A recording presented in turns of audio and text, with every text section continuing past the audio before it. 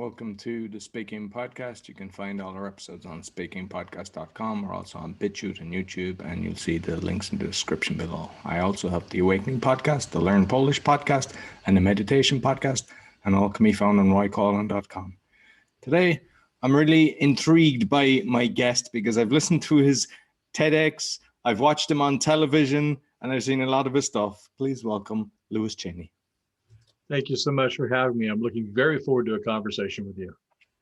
So I always ask my guests, please introduce yourself to the listeners. All right. My name is Lewis Chaney. I come from a long background of working in television. I've worked in everything from television news to entertainment news. I've done commercials for television. I've done some independent film work. I moved over into Toastmasters about 6 years ago, decided the speaking world and what I did in television should merge. And that's how I created my company, Get to the Damn Point, LLC. I love that company name. Brilliant.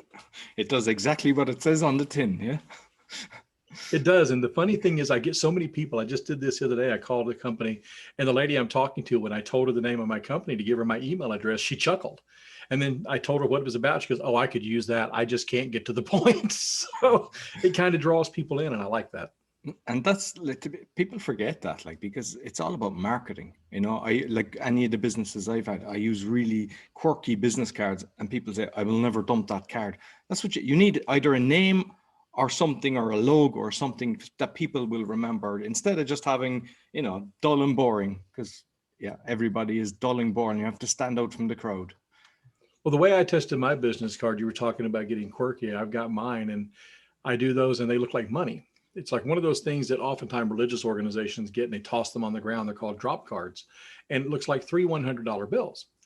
And I bought these because I'm like, if I hand you that, you're going to hang on to it and mess with your friends, which is exactly what happens. And if you take that business card, I tested it. I laid out all the business cards I've gotten over the years and laid mine in the center of it and went, yep, that draws the eye. So that's how I chose it. Yeah, no, brilliant. So I always like to know your journey, because I mean, obviously you're a very competent speaker, but you know, as a child going through school, what way was Lewis? If you're looking for a challenge of somebody who struggled with it, I probably needed a lot of work. I'm sure I needed a lot of work when I first started. But Roy, I was the guy, you know, I'm a kid of the 60s. I got up in the mornings and watched the space launches. I'd get up and watch what was happening with the Apollo missions. And I'd go to school, first grade, and I would get up in front of the class and tell them about what I had seen that morning.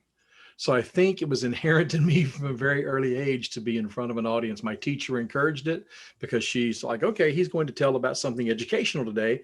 And it was a peer group thing. So I think it's just been in there since, you know, probably when I was born.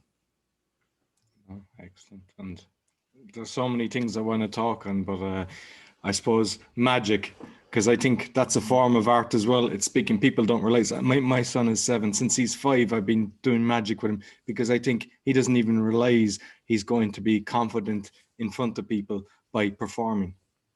Oh, absolutely. It's one of the greatest icebreakers in the world. As a matter of fact, I've taught it as an icebreaker. And people don't realize, I think, in the speaking world, how much that plays into it. I've been asked that before about how do those two things work together. I've spent a lot of time working in restaurants. I've worked in one restaurant for 8 years up until COVID happened, and another one for 4 years. Friday and Saturday nights, I'm out there doing 3 hours of magic a night, walking up to your table.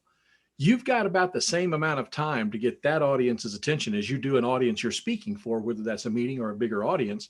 You've got that 5 or 10 second window. And if they don't like you, they're not going to like what you're presenting. So I had to crack the ice with them. And it's the same thing in the speaking world, cracking the ice by having that opening statement. But you're right with magic. Magic it's international and it's universal. And if you have something that doesn't require a lot of the words in it, then you can open people's eyes up to you and instantly make yourself likable by using it. And I know you're a mentalist as well, because I've seen you doing that in the telly. Does that always work? Because, you know, that's a lot of work to kind of get around. I don't think that's easy, because I've read a book on it, and like I understand bits of it, but to perform it and so confidently and on telly as well, you know, is a gift. Well, I appreciate that. Thank you very much. But I'll let you in on a little bitty secret. Coming from a background of television, we do those what's called live to tape. So that way, if I do mess up, we can do it over again. But I honestly, I've been lucky. I haven't messed up a whole lot, but there are nights, man, I'll tell you, I've been in the restaurant and I'll do something magical or mentalism. And I just totally mess it up. The most you can mess it up. One night it was so bad, working with one of my regulars, a young child, the deck of cards I'm using, I finally said, you know what? I'm just giving up on this and moving to something else. Here, you take these home. I felt like the cards were cursed. Oh, brilliant. And like, I know that like the story is important as well. And Oh, not yeah. just like in speaking, but in magic as well. Like, so I know the power of the story, because some people just do the magic trick and it's done. Another could kind of make it last 5 to 10 minutes just by telling a nice story. You know, that's so true. And so many people don't realize that, how much storytelling plays a part in it. If you just do, ta-da, here's your trick, that doesn't work as well. When you draw people in, we all know that stories are sticky. They are the way that humans communicate and have communicated for years, since the days of the cavemen. But to have that story to wrap around that draws them in so much. As a matter of fact, one of the anchors that I've worked with up at the local TV station said, Lewis, you know, he brings you in because he draws you in with that story, then he lowers the boom on you. And in magic, it's called patter. And one of the things I've taught over the years is patter matters. You've got to have the good story to go with it. Otherwise, it's just a magic trick. You elevate it beyond magic trick to something astounding by just putting some story in there and showing a little bit of heart. And like on the television, because sometimes you see people on television, you know, they're uncomfortable. When I was looking at you, you looked more comfortable than the actual host that was there. So what's what's the trick to that? Is it just you've done it so many times, or how did you, you know, get the confidence? And there's The what funny thing tricks are for about the that is, camera? I worked mostly behind the camera when I worked in television. I had to get out of television to be on television. It's the weirdest thing. But the way I deal with confidence is the same way that I've taught so many reporters and photojournalists over the years, particularly reporters, is when you're in front of an audience, whether that's in a meeting, whether it's out in front of 1,000 people, whether it's on camera, the best thing to do is imagine you're talking to a friend. Simply imagine everything you're doing is for a friend. In my case, I have a host that I really like and she's really cool. So I can play right to her. And she's very, very good about making you the star of the show. So she's easy to play with. But if you are not somebody that you know very well or you can't communicate with, imagine that person as a friend. Or if you're talking out to an audience, imagine you see your friend there. And that way you're connecting with somebody you know and you're just telling what's happening. You're not trying to do a performance, you're simply talking. Okay, very good.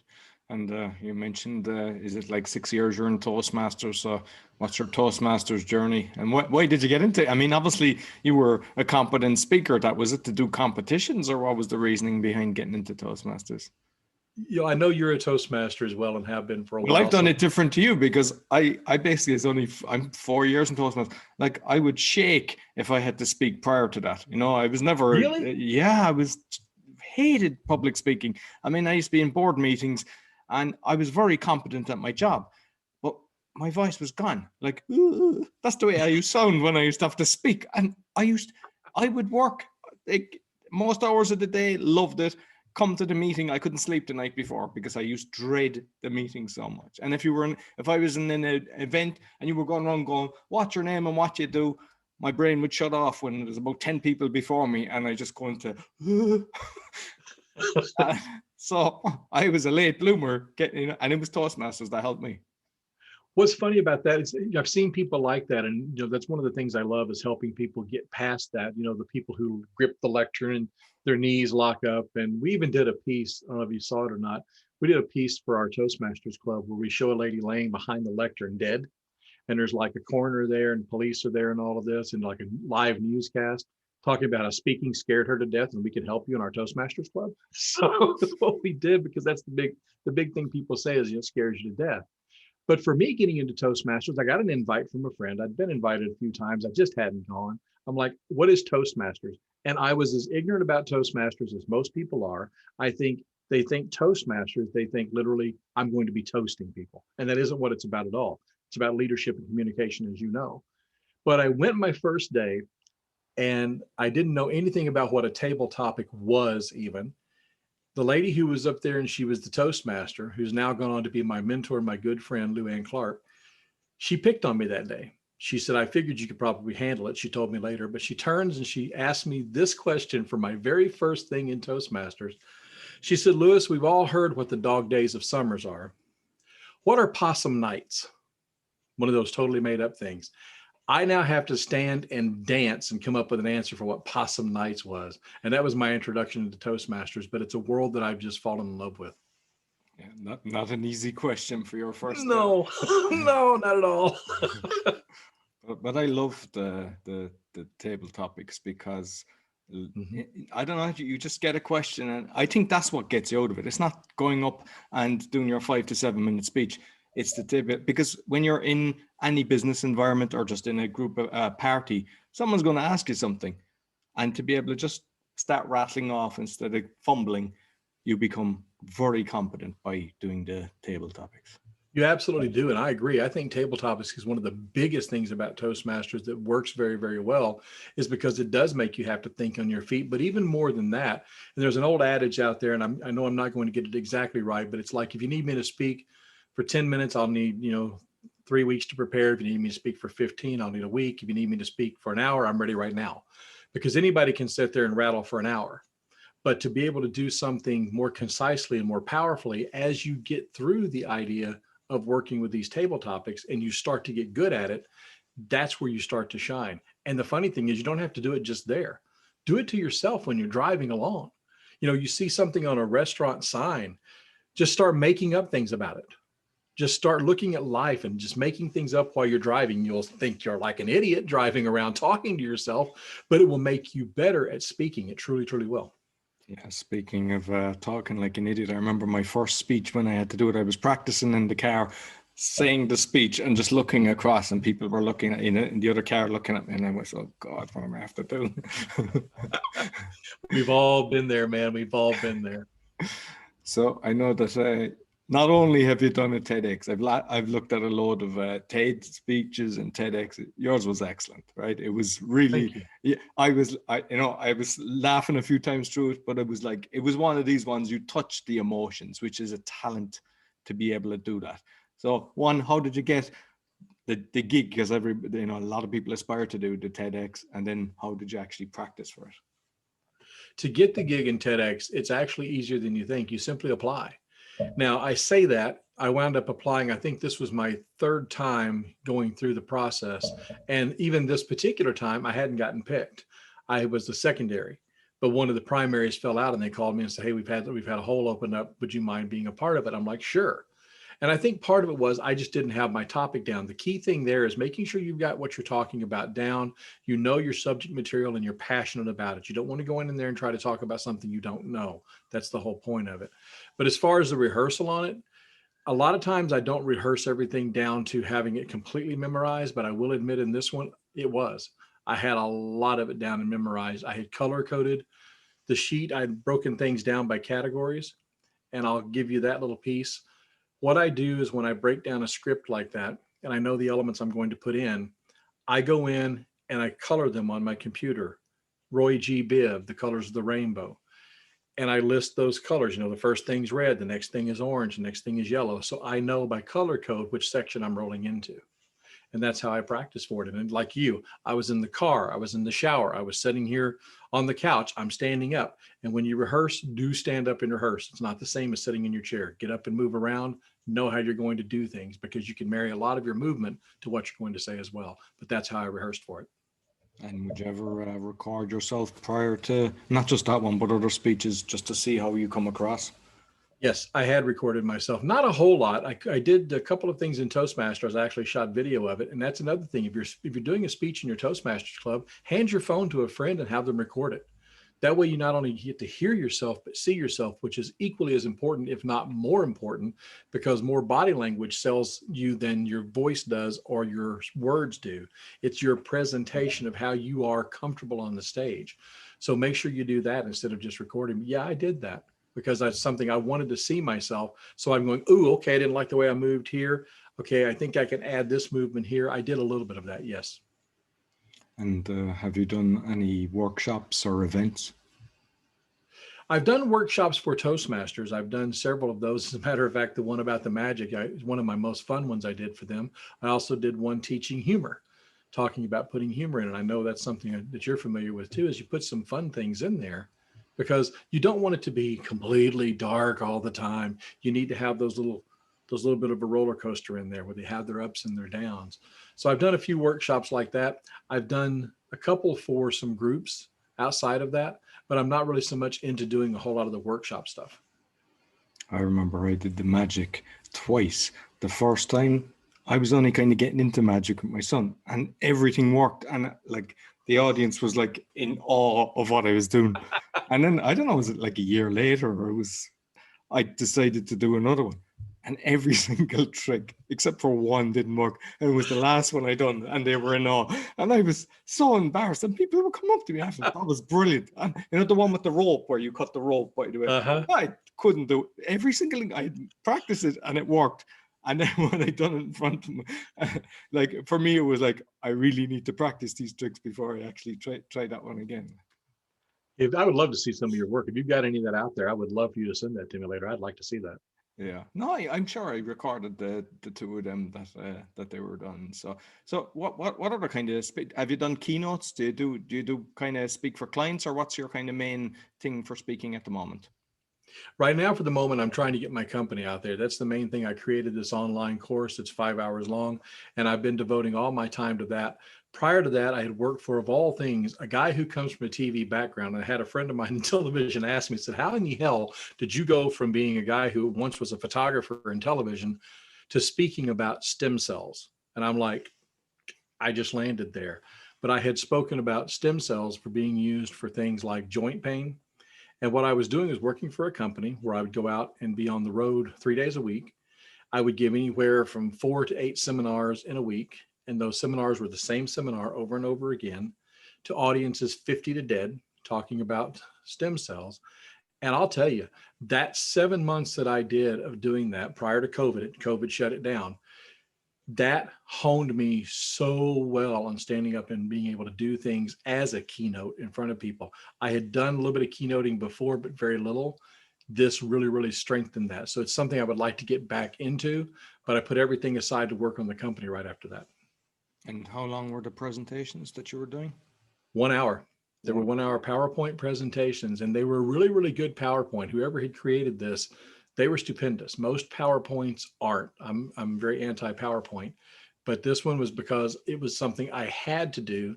But the interesting thing is, and this is something I'll recommend to people, if you've got a PowerPoint that is something you got to do, and it's a canned one that your company says, hey, this is the one you have to do. Talk to them, see if you can change it, personalize it, make it your own, get rid of some of the graphics and images and throw in a picture or two, lessen the words. There's things you can do to it to improve it. And that's what I did with the one they gave me when they finally gave me the latitude to be able to do that. And when they did, my conversions went up to 75% on average because I was able to personalize it. And that's the key, is personalizing a presentation. Excellent. And I'm just curious, your first month to your 7th month, what did you do differently?